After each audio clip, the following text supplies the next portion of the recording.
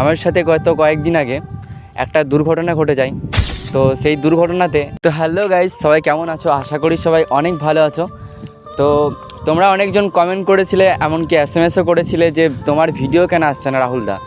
তো তোমাদেরকে বলে দিই, আমার সাথে কয়েকদিন আগে একটা দুর্ঘটনা ঘটে যায়। তো সেই দুর্ঘটনাতে আমার এই হাতটা পুরো পুড়ে যায়, তোমাদেরকে দেখাবো একটু পরে।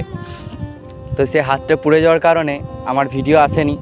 তো 20 দিন আমি অসুস্থ ছিলাম এই হাতটার জন্য, আমি ঘর থেকে ঠিকমতো বেরোতেও পারিনি। তো তোমাদের এখন আশীর্বাদে বা দোয়াতে বলো, আমি এখন সুস্থ হয়েছি, তাই তোমাদের মাঝে এসেছি।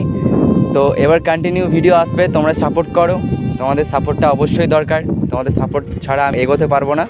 তো তোমরা আমাকে সাপোর্ট করো, সাপোর্ট করলে আমি আরও ভালো ভালো ভিডিও আনার চেষ্টা করব।